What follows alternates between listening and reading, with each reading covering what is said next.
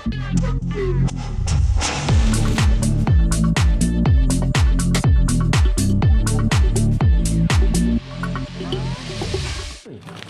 dia ada lagi ni? Tak puas hati ke apa? Orang cakap orang Malaysia ni biang diri. Tak kisah kalau politik tukar. Tak kisah. Duduk boleh makan keropok super ring dengan berita. Hei, aku tak macam tu lah. Aku marah. Okay, stop. Stop. Nak tahu sangat siapa Muhyiddin kan? Siapa dia? Alah, nak tunjuk marah-marah. Siapa dia? Siapa dia? Siapa dia? Siapa dia? Tahu pun. Lain kali sabar. Wah, suara dah habis pun berjerit lagi. Okey, dah. Cukup. Tansri. Lain. Apa khabar semua? Pasal senyap. Cakap dengan dia. Dia tak ada kau. Siapa Muhyiddin. Nak jangan depan mata dia berdiam. Kecut telur. Tapi ke mana telur? Kecut. Tansri, sekolahkan dia sikit, Tansri. Aku kisah. Jumlah bayaran yang akan dibuat ialah pertama RM1,600 kepada hampir 4 juta isi rumah yang berpendapatan bulanan RM4,000 dan ke Aduh, bawah. Tansri, kenapa cerita pasal bantuan? Saya minta Tansri sekolahkan dia. Dia takkan nak bantuan-bantuan ni. Dia tak suka bantuan-bantuan ni. Dia takkan dengar punya. Siapa Muhyiddin? Aku buat dia. Siapa Muhyiddin? Aku undi dia. Ya, hari tu bos cakap tak undi kawan. Aku undi dia. Assalamualaikum dan salam sejahtera kepada penonton setia Sumber Kini. Hari ini kita bertemu lagi dalam program Bual Bicara Santai eksklusif Sumber, dan hari ini kami bawakan kepada anda selebriti Facebook iaitu Abang Didi Chronicle. Saya abang, terima kasih kerana sudi memenuhi jemputan kami pada hari ini. Senang ke datang ke office hari ini? Okey, tak ada masalah. Lepas tu hari ni pun tak berapa nak jam sangat. Kan pasal lagi pun belum tengah hari lagi. Kalau dah tengah hari nanti dah petang nanti, tahulah. Okey, jadi abang mungkin ada di antara penonton kita yang masih belum kenal siapa Didi Chronicle ni. Jadi pertama sekali mungkin abang boleh kenalkan kepada penonton siapa Didi Chronicle yang sering melatari video-video parodi di Facebook, YouTube dan TikTok ni. Okey, sebenarnya Didi Chronicle ni lah seorang insan biasa je lah pada mulanya kan. Macam orang lain jugalah. Seorang yang berkeluarga, yang nak mencari rezeki kan. Sama seperti orang lain, tapi bezanya saya ni suka mencuba segala macam kerja untuk dijadikan duit kan. Untuk menjadi orang cakap apa, sumber pendapatan lah.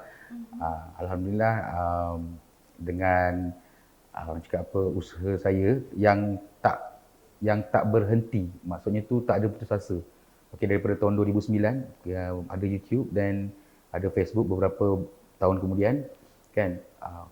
Kira saya teruskan minat saya tu kan. Kalau saya berhenti, saya tak akan dapat apa yang saya dapat sekarang ni. Jadi itulah Didi Chronicle. Okey, jadi abang, bagi saya nama Didi Chronicles tu cukup unik kerana nama ni ia merupakan penjenamaan kepada diri kita supaya orang kenal kita. Jadi kenapa abang pilih nama Didi Chronicles ni? Ada sejarah sebalik nama? Nak cakap sejarah sangat tu tak adalah, tapi bolehlah diceritakan kan. Didi Chronicle ni sebenarnya tak ada orang cakap apa, itu bukan nama pilihan untuk nampak apa orang cakap, kira bukan untuk perniagaan lah kan, bukan komersial. Kerana Didi Chronicle dah lama, daripada tahun 2009 lagi sebenarnya. Nama tu saya saja je. Sebenarnya saya suka perkataan chronicle tu. Kita sebut dia sedaran. Chronicle, bukan sedaran sebutan dia kan. Sebenarnya asal dia tu je. Dan kemudian pada tahun tu juga rasanya ada keluar satu movie yang tajuk dia The Chronicle of Narnia. Yang ada singa tu kan. So tengok, macam best je nama ni. So cantumkan dengan nama saya lah, Didi Sulaiman kan. So Didi Chronicle. Okey, baiklah penonton, itu dia rahsia sebalik nama Didi Chronicles tu. Dia memetik daripada filem yang setelah tu dikeluarkan, iaitu Chronicle of Narnia. Jadi abang Didi macam mana mula terjebak dalam bidang pembikinan konten di YouTube ni? asal-asal. Asal dia, okey. Tahu Tahun 2009 tu asal dia seperti orang lain juga. Kita nak tengok video. Kan nak tengok video dan mungkin kita nak kongsi kita punya minat. Dulu saya suka cover lagu. Okay, suka nyanyi. Pada awal tu lah 2009 tu kan. Suka menyanyi, so saya sharekan asalnya untuk keluarga dengan kawan-kawan dekat kan. Lepas tu mula-mulanya suka-suka je. Lepas tu dah lama-lama tu sampai tahun 2015 ada satu video tu kira macam dia meletup lah, viral lah time tu kan 2015 tu. So follower pun makin banyak, subscriber makin banyak kan, makin banyak. So saya pun ada rasa macam wah, kena buat betul-betul ni kan untuk cover lagu ni. So saya buat betul-betul. Tapi setakat tu je lah, kira macam time tu tak ada luck lah. Kita tak dapat nak naikkan lagi saya punya subscriber kan. So naik sikit-sikit je. Lepas tu saya cuba benda lain lagi. Banyaklah saya cuba, tapi bukanlah cuba sekali terus kita fed up, tak ada.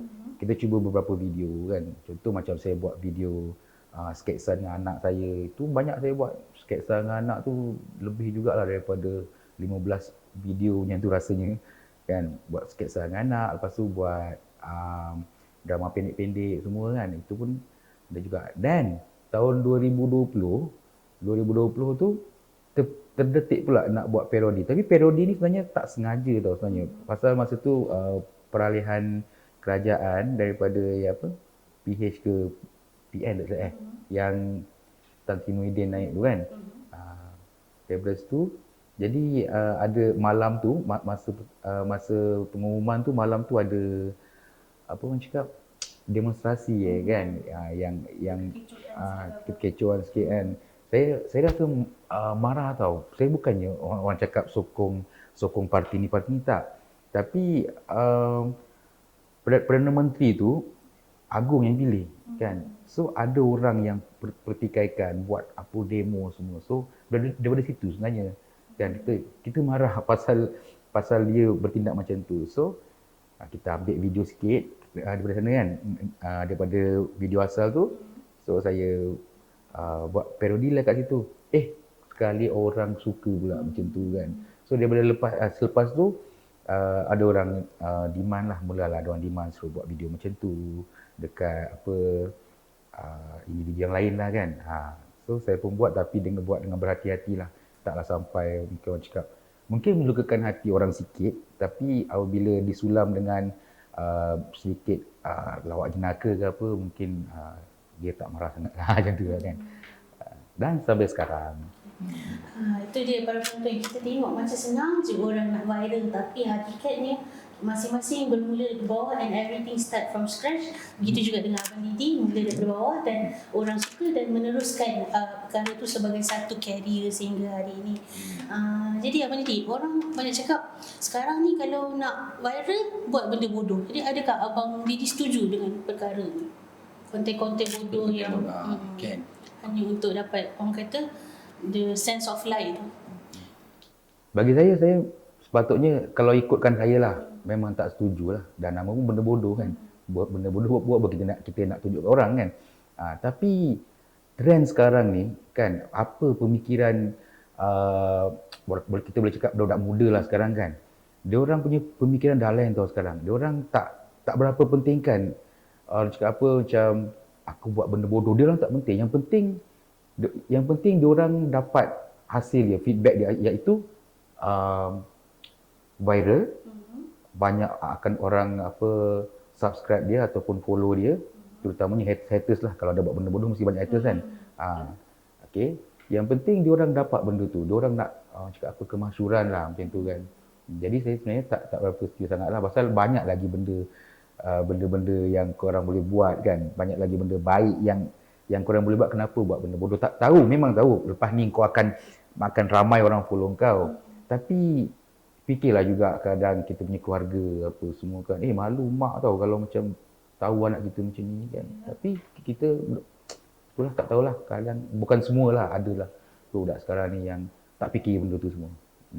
Okey, Abang Didi, anda katalah kalau sekarang ni Abang Didi tidak mencuba kendiri dalam bidang konten kan, siapa Abang Didi akan jadi? Kalau tidak jadi Didi Chronicle sekarang. Saya rasa saya masih lagi pengantar tempe kot. Macam sebelum ni saya kerja jual tempe kan. Hantar tempe kat pasar semua, sayur kat pasar. Tak tahulah, mungkin saya akan tetap jadi macam tu kot. Saya akan mungkin akan upgrade sikit lah. Mungkin saya akan jadi bos tempe lah macam tu, pengusaha tempe lah kan. Okey, jadi konten ni dah mengubah banyak lah. Kira ni 360 darjah daripada hidup Abang Didi yang dulu menjadi sebaik sekarang kan. Amin. Jadi kita tahu nak buat satu konten tu, idea yang berterusan tu penting, dan konten-konten yang bagus tu penting untuk orang terus ikut kita dan minat kat kita kan. Jadi macam mana Abang Didi menggarap idea-idea untuk dapat konten tu? Okey. Sejujurnya benda ni pada mulanya memang kita susah lah. Kita kerja apa pun, apa-apa kerja kita, contoh kita baru masuk kerja ni kan. Okey, orang ajar buat macam ni kan. Pekerja lama ajar. Mesti susah kan. Kita nak mengadaptasikan dengan tempat kerja kita. Samalah dengan ni. Samalah dengan cari konten pun sama juga. Mula-mula untuk cari konten parodi ni memang susah, tapi alhamdulillah kalau korang dah buat benda tu setahun 2 tahun dah, benda tu akan jadi macam bukan cakap senang, tapi mudah nak dapat idea semua. Pasal mungkin kita dah terbiasa. Kalau macam dulu kita kena macam tekan kita punya pelotak kan, cakap aku nak buat apa kan. Dah sekarang ni dia dah lain. Kita diam-diam pun dia akan terfikir sendiri, terdatang sendiri benda tu. So ilham tu datang secara tiba-tiba dan lebih mudah lah bila kita dah ada di sulam dengan pengalaman. Jadi kita dah tahu macam sebelum ni kita pernah buat video yang jenis-jenis macam ni kan. So maknanya kita dah tak payah fikir macam mana sangatlah cara dia nak buat satu video tu, pasal kita dah pernah buat video jenis tu, cuma kita tukar sikit ke apa ke macam tu lah. Ya, Abang Didi ada ambil ke kelas-kelas ke untuk buat konten, ada join ke atau macam mana? Itu tak ada lagi. Tak ada lagi. Setakat ni memang fully diri sendiri je yang fikirkan. Dari segi tenaga pekerja pula macam mana untuk menghasilkan satu konten? Ke Abang Didi memang buat semua seorang? Okey, untuk video parodi yang selalu orang tengok ada background pakai green screen belakang semua, studio lah. Kira studio matter semua, itu semua sendiri. Idea sendiri, shoot sendiri, lepas tu edit sendiri. Okey. Tapi kalau macam ada video untuk yang outdoor punya, macam kita buat drama pendek ke ataupun ada klien suruh buat satu iklan kan. Itu saya dibantu oleh adik lah. Adik-beradik sendiri lah, kroni. Memang family lah. Jadi berapa lama masa yang diambil tu untuk menghasilkan satu konten sebelum konten tu dirilis kepada orang ramai? Daripada mula idea tu dapat. Okey, contoh kalau macam malam nanti terfikir idea, esok pagi buat dialog, tengah hari kita shoot, pukul 3, pukul 4 tu kita edit, pukul 5, pukul 6 tu kita dah boleh dirilis. So maknanya lebih kurang dalam sehari jugalah macam tu lebih kurang. Sehari je. Jadi masa untuk viewers tu gaining pula macam mana? Maksudnya Lepas dah release tu, and then kita orang tengok kan. So berapa lama untuk dapat final punya viewers dan kepuasan dia? Okey. Kalau macam dia tengok konten juga kan.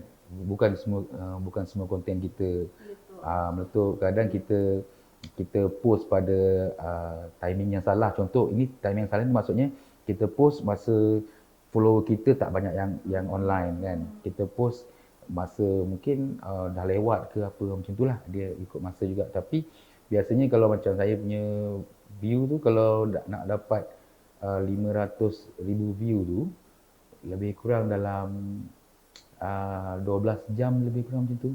Tapi tengok juga kalau ada yang padu lagi 12 jam tu dah 1 juta pun ada.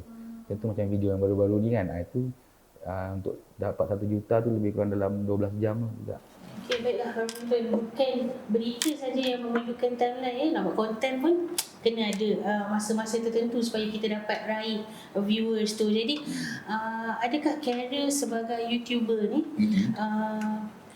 kini yang telah orang kata dipandang serius lah jadi satu kerjaya kan, berbaloi ke kalau macam anak-anak muda sekarang macam tak nak belajar lah, aku nak jadi YouTuber, aku nak jadi influencer. So belajar tu mungkin setakat sampai SPM dah lah, and then boleh cebur bidang yang lebih santai macam ni kan sebagai career. Apa pandangan?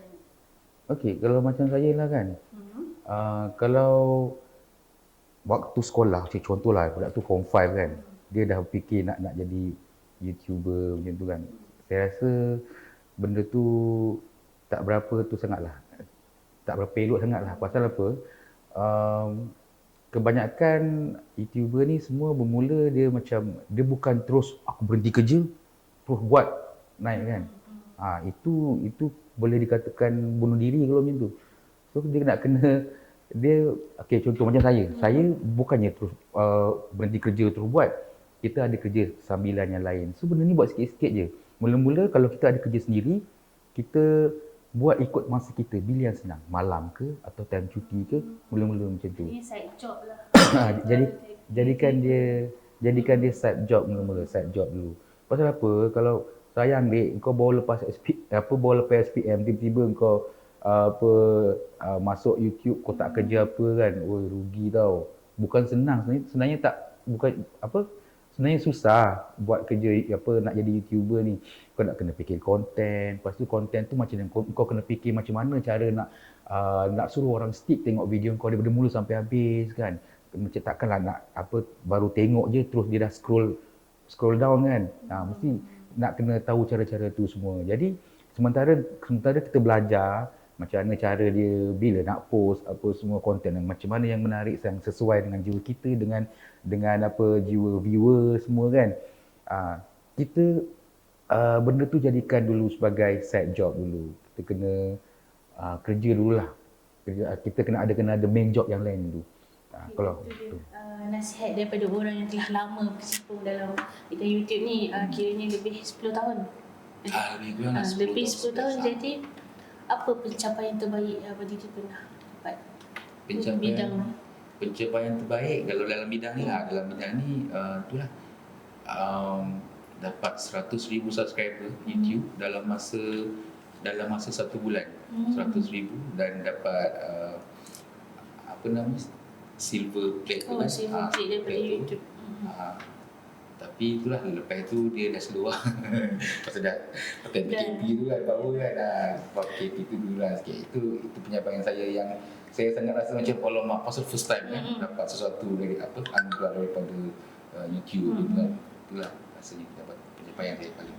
Jadi jika kita lihat YouTube Abang Didi, video pertama yang Abang Didi upload adalah pada 9 April 2008, mana memaparkan anak Abang Didi sendiri tengah menari dangdut, dan sekarang dia dah berusia 14 tahun. 16 tahun. Okay, jadi apa reaksi dia bila dia dapat tengok balik kereta dia masa kecil tu? Sekarang ni ada tak dia kata, janganlah papa, malu lah orang tengok ni kan. Jadi apa reaksi dia? Macam tu lah. Sama macam tadi. Sama macam ni. So saya tak boleh cakap. Tapi macam tu lah kata. Dia macam rasa macam alamak kata kan. Tapi dia fikir balik, kira tu adalah dia punya abah, dia punya kenangan kat situ. So dia kata tak apalah. Mula-mula dia memang rasa macam tu lah. Aku macam ni ke kata kan. Betul, daripada dia kecil, saya rasa dia baru tahu benda tu tahun 2015 ke atas, 16 ke 17. Dia baru tahu benda tu. So nasib baiklah, kira macam dia pun faham lah. Biarlah Mira ni, lepas daripada video tu, jarak dia lama tau. Jadi rugilah kalau kita buang kan 2008 tu kan. Ada sentimental value lah situ. Kenangan yang direkodkan tapi boleh diulang, tapi tak boleh nak kita lakukan dalam jangka masa yang sebetulnya lah kan. Cuma boleh dapat kenangan tengok video tu. Jadi Abang Didi, setengah lagu yang Abang Didi parodikan ni ada daripada penyanyi tempatan, ada juga daripada penyanyi lain kan. Jadi ada tak diorang pernah strike sebab isu copyright ke, ataupun diorang bagi feedback yang macam mana, penggalakan ke? Kalau macam feedback diorang PM saya ke atau email saya itu tak ada lagi. Tapi kalau macam claim copyright tu adalah biasalah tu. Kalau biasanya dekat YouTube. YouTube mesti akan kena. Tapi kalau macam Facebook tu dalam 10 mungkin dua lagu macam itulah yang ada copyright. Jadi bila berdepan halangan macam ni, macam mana Abang Didi overcome untuk teruskan? Adakah dia macam asyik kena copyright je, dah tak nak lah buat? Tak nak macam tu kan. Itulah silap dia. Itulah silap kalau orang berfikir macam tu.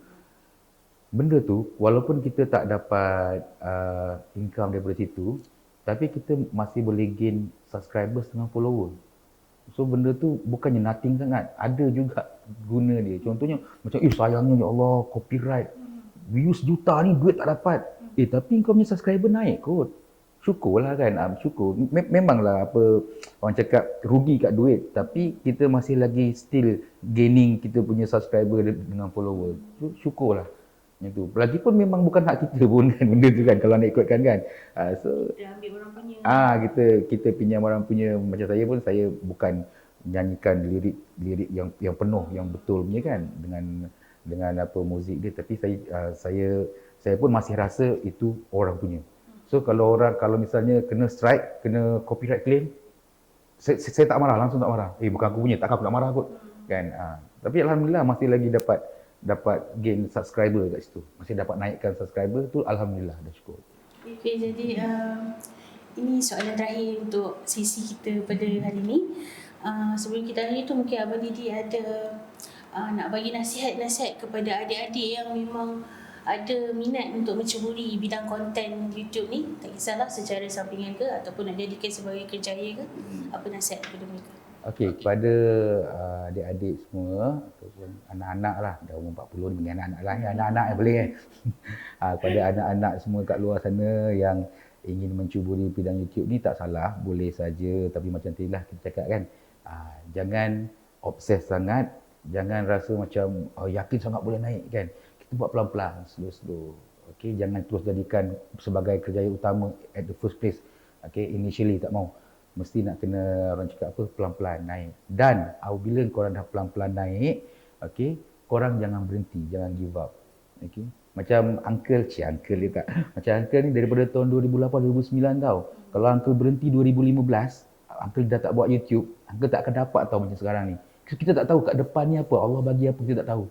Jadi kalau korang percaya rezeki itu daripada Allah, kan percaya yang satu hari nanti korang boleh berjaya, jangan berhenti. Kalau misalnya sampai ketua pun tak jadi apa, itu maknanya ada sebab kenapa Allah tak bagi korang lagi. Fikir macam tu je. Fikir macam tu je. Okay, jadi kita kena sentiasa terus berusaha dalam apa je yang kita nak laksanakan. Okey, Abang Didi, sebelum habis-habis ni, belanjalah kita orang satu lagu.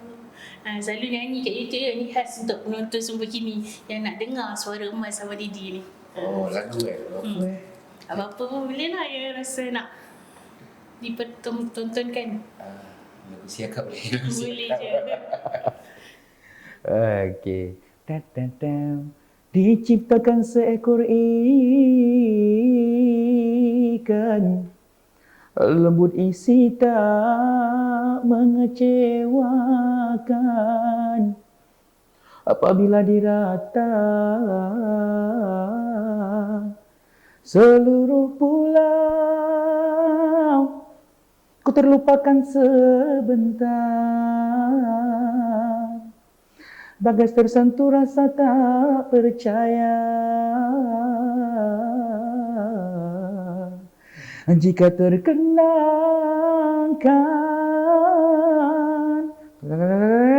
aduhai. Okey, dah cukup. Okey, kalau korang nak dengar lagi, korang boleh follow sendiri Abang Didi ni nanti dekat dia punya YouTube. Dan itu sajalah eksklusif kita pada ini bersama selebriti Facebook Abang Didi Chronicles. Sekian, terima kasih. Bye. Bye.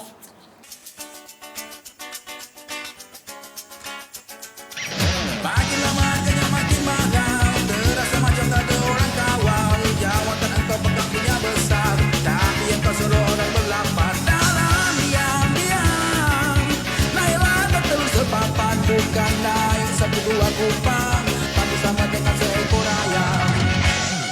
Mana solusinya aku tidak nampak, mana engkau suruhkan orang bijak, yang ada macam nak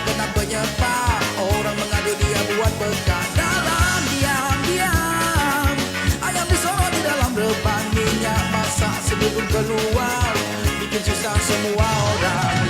Ayatmu ayat musibat, ayatmu bajet terhebat, ayatmu boleh buatku melarat. Laukku hanyalah telur mesin, laukku tak ada lain, tak perlu kau suruh kurangkan. Laukku hanyalah telur mesin, laukku tak ada lain, tak perlu kau suruh kurangkan. Hey,